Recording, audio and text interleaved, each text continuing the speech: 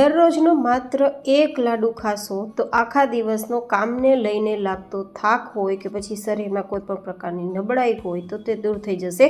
સાથે સાંધા, ગોઠણ, કમરના દુખાવામાં પણ ફાયદા કરશે અને પ્રસૂતિ બાદ પણ ખાસ કરીને ન્યૂલી મધર માટે રેસીપી બેસ્ટ રહેશે. તો ચલો રેસીપી શરૂ કરીએ. તો જેમના માટે આપણે લઈશું 1 કપ જેટલો રોટલી બનાવવાનો જે ઘઉંનો લોટ હોય તે લોટ. અહીંયા કોઈ કરકરા લોટની જરૂર નથી. હવે જે કપથી લોટ લીધો છે તે જ કપથી આપણે 1 કપ જેટલું ઘી લેશું. અહીંયા ઘી તમારે જો ઓછું વાપરવું હોય તો હું જે આગળની સામગ્રી લેવાની છું તે તમારે થોડી ઓછી લેવાની રહેશે, જેથી તમે ઓછા ઘીમાં પણ લાડુ તૈયાર કરી શકો. હવે ધીમે ધીમે આપણે સતત ચલાવવાનો છે અને લોટને ધીમા ગેસની ફ્લેમ પર શેકવાનો છે. લોટ કાચો રહેશે તો લાડુ દાંતમાં ચીપકશે, ખાવામાં મજા નહીં આવે અને લોટ કાચા હોવાના કારણે લાડુની સેલ્ફ લાઈફ પણ ઘટી જશે. તો અહીંયા 2-3 મહિના સુધી લાડુ ખાઈ શકો તેટલી સેલ્ફ લાઈફ પણ રહેશે, જેથી લોટને બરાબર શેકવાનો છે, સ્વાદ પણ સારો આવે તેના માટે પણ. હવે આ રીતે આપણે ધીમે ધીમે જેમ લોટને શેકતા જશું તેમ કલર ચેન્જ થતો જશે, ઉપર બબલ્સ આવવા લાગશે ઘીના અને એકદમ લોટ હલકો ફૂલકો ચલાવવામાં થશે અને કડાઈમાં પણ બિલકુલ ચીપકશે નહીં અને બિલકુલ ચમચામાં પણ નહીં ચીપકે, આરામથી સરીને નીચે જશે. આ પરિસ્થિતિમાં લોટ શેકાઈ ગયો તેમ સમજવાનું છે અને તેની સુગંધ પણ પૂરા કિચનમાં ફેલાઈ જશે. બસ ધીમા ગેસની ફ્લેમ પર સતત ચલાવીને ગોલ્ડન કલર આવે તે ખાસ જરૂરી છે. આ લાડુનું નામ શું રાખી શકાય તે પણ મને કોમેન્ટ બોક્સમાં લખીને જરૂર બતાવજો.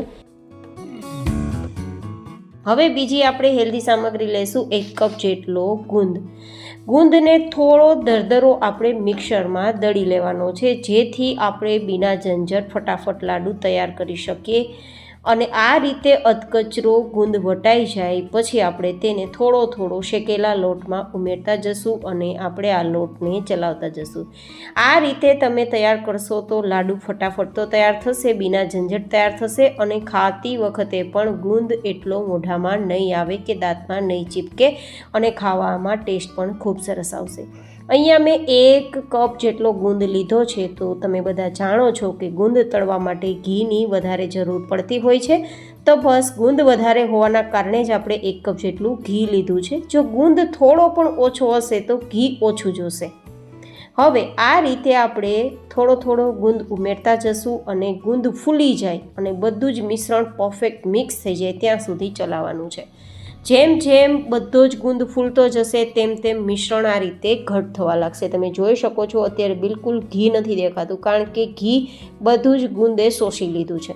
અને ગુંદમાં એ તાકાત છે કે જે હાડકાના દુખાવો હોય, સાંધાના દુખાવો હોય, કમરના દુખાવા હોય, ગોઠણના દુખાવો હોય તેને દૂર કરે છે, કારણ કે તેની પ્રકૃતિ થોડી ગરમ હોય છે અને હાડકાને મજબૂત કરવાની ક્ષમતા હોય છે. હવે આ સરસ શેકાઈ ગયું છે તો નીચે લઈ તેમાં 1 નાની ચમચી જેટલો સੌંઠ પાવડર, 1 નાની ચમચી જેટલો ગંઠોડા પાવડર, જો કે ના હોય તો સૌંઠ પાવડર 2 ચમચી લઈ શકો અને ચમચીના ચોથા ભાગના અજમા લેશું. અને જે કપથી બીજી સામગ્રીઓ લીધી છે ને તે જ કપથી 1 કપ જેટલો દેશી ગોળ લેશું. હજુ પણ એક સામગ્રી ઉમેરવાના છીએ, તો આ રીતે પહેલાં તો ગોળને આપણે મિક્સ કરી દઈશું, જેથી મિશ્રણ થોડું ગરમ છે ને તો ફટાફટ મેલ્ટ થઈ જાય. ગાઈઝ, ગોળ છે ને તે ભલે મીઠો હોય પણ તેમાં એટલા પોષક તત્વો હોય છે કે શરીર માટે હિમોગ્લોબિનનું કામ કરશે અને શરીરને શક્તિ આપવાનું કામ કરશે. તો દરરોજનો 1 લાડુ તમને નુકસાન નહીં કરે પણ ફાયદા જ ફાયદા કરશે.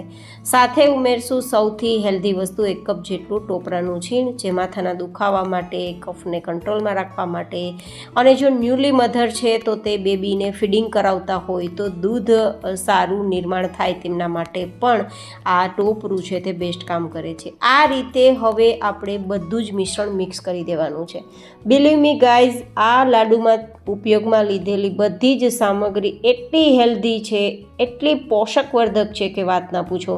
હું ગેરંટી આપું છું કે રોજનો 1-2 લાડુ જો તમે સવારમાં નરણા કોઠે ખાઈ લીધો તો પૂરા દિવસ દરમિયાન બીજું કંઈ ખાવાની ઈચ્છા પણ નહીં રહે. તમે કદાચ બીજું નહીં ખાવ તો પણ તમને એનર્જી ડબલ મળશે, તમને થાક નબળાઈ તો દૂર દૂર સુધી ક્યાંય ફીલ નહીં થાય અને સાંધા કમરના ગોઠણના દુખાવામાં પણ બેસ્ટ રહેશે.